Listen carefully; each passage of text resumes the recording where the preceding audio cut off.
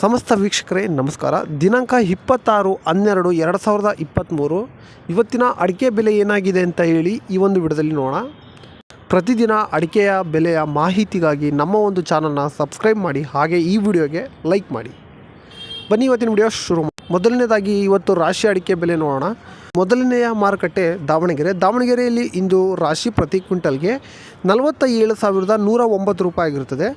ಇನ್ನು ಮುಂದಿನ ಮಾರುಕಟ್ಟೆ ಹೊನ್ನಾಳಿಯಲ್ಲಿ ಇಂದು ರಾಶಿ ಪ್ರತಿ ಕ್ವಿಂಟಲ್ಗೆ 48,633 ರೂಪಾಯಿ ಆಗಿರುತ್ತದೆ.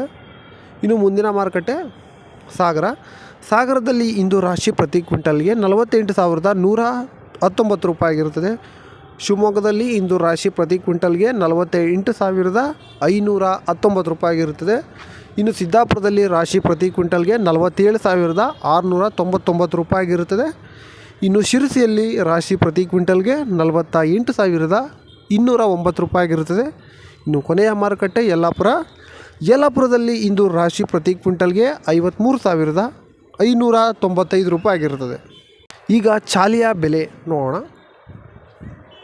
ಮೊದಲನೆಯ ಮಾರುಕಟ್ಟೆ ಯಲ್ಲಾಪುರದಲ್ಲಿ ಇಂದು ಚಾಲಿ ಪ್ರತಿ ಕ್ವಿಂಟಲ್ಗೆ 38,644 ರೂಪಾಯಿ ಆಗಿರುತ್ತದೆ. ಇನ್ನು ಶಿರಸಿಯಲ್ಲಿ ಚಾಲಿ ಪ್ರತಿ ಕ್ವಿಂಟಲ್ಗೆ 38,811 ರೂಪಾಯಿ ಆಗಿರುತ್ತದೆ. ಇನ್ನು ಸಿದ್ದಾಪುರದಲ್ಲಿ ಚಾಲಿ ಪ್ರತಿ ಕ್ವಿಂಟಲ್ಗೆ 38,700 ರೂಪಾಯಿ ಆಗಿರುತ್ತದೆ. ಸಾಗರದಲ್ಲಿ ಚಾಲಿ ಪ್ರತಿ ಕ್ವಿಂಟಲ್ಗೆ 36,666 ರೂಪಾಯಿ ಆಗಿರುತ್ತದೆ. ಇಷ್ಟು ಚಾಲಿಯ ಒಂದು ಬೆಲೆ ಆಗಿರುತ್ತದೆ.